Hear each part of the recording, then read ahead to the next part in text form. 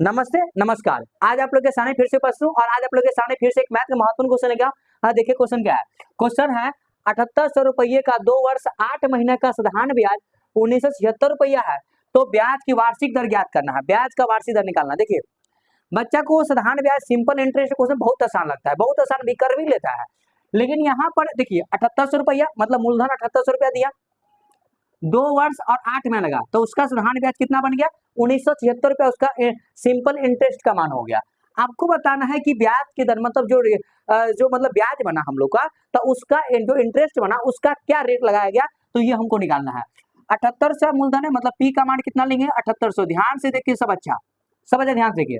आप यहाँ पर समय दिया मतलब टाइम दिया कितना, तो 2 वर्ष, ठीक है 2 वर्ष और 8 महीना दिया है। 2 वर्ष और 8 महीना।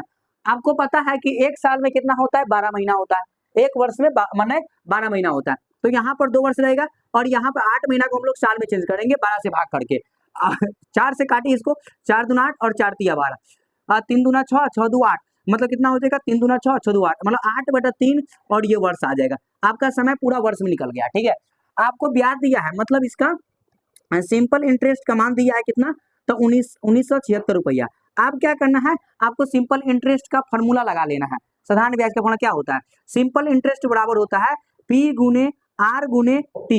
अब बट्टा में कितना हो जाता है 100। ध्यान से देखिए, अब सिंपल इंटरेस्ट का मान मतलब 1976 यहाँ पर हम लोग लिख लेंगे, ठीक है। और P का मतलब मूलधन का मान कितना दिया है, तो मूलधन P का मान कितना दिया है 7800 रुपया, ठीक है। और R का मान, हमको R का मान निकालना है और T का मान कितना है, तो 8/3, ठीक है। और बट्टा में कितना होता है 100। आप 2 जीरो से 2 जीरो काट दीजिए, ठीक है। अगर हम लोग इसको 3 से काटे, 8 से 15 को कट जाएगा ये, 3 से 3 दूना 6 और यहाँ पर 6 18, ठीक है, ये कट गया। फिर इसको अगर हम लोग काटे, अगर यहाँ 2 से काटते हैं, इसको 8 से काटिए, 8 से काटते हैं तो 8 दूना 16, 8 दूना 16, यहाँ पर 3 चला जाएगा इसमें, तो कितना 37 हो जाएगा। तो 8 चौका 32, 8 चौका 32 और यहाँ पर चला जाएगा कितना, और 8 से 56, 248 आ जाएगा। फिर इसको अगर हम लोग अगर काटे, अगर इसको हम लोग 2 से काटे तो कितना हो जाएगा 1 और 2 और 4 आ जाएगा, ऐसे काटे 13 आ जाएगा। तो इसका मतलब 124 बराबर 13 गुणे 8। तो R का मान कितना आ जाएगा, R का मान 124 बट्टा में कितना आ जाएगा 13। तब मतलब 9 दशमलव कितना आ जाएगा, देखिए 13 से भाग करेंगे कुछ 24 में, तो 13 नमा 117 हो जाएगा और यहाँ पर 14 में से 7 आएगा, ठीक है। और 9.5 के लगभग में आएगा, 70 आ जाएगा। तो 9.5% इसका रेट लगेगा, कितना 9.5 इसका करेक्ट आंसर हो जाएगा, ठीक है। चलिए।